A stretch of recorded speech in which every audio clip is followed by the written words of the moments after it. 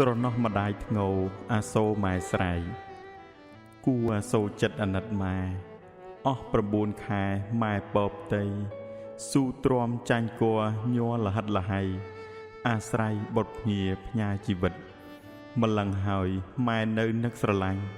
លំបាកម្ដេចមិញឥតបើគិតទន្ទឹងឲ្យតែខែមកចិត្តពិតចង់ឃើញបុតពិសីពេលឆ្លងទន្លេម៉ែឈឺណាស់ឈឺក្រៃឈឺក្រាស់ហួសឧបមាស្ទើរផុតជីវិតចាកលោកីវិស័យមច្ចរាជមករងចាំបើម៉ែបានឆ្លងផុតវាលធំម៉ែស្ដាប់កូនយំម៉ែចំណាំសំឡេងកូនតូចដូចបណ្ដាំផ្សះផ្សាំទ្រូងម៉ែឲ្យលហែពិតម៉ែចិញ្ចឹមកូនម៉ែថ្នាក់ថ្នមបំពេបីបំលោមប្រណិតឆ្លងកាត់ដំណក់នៃលោហិត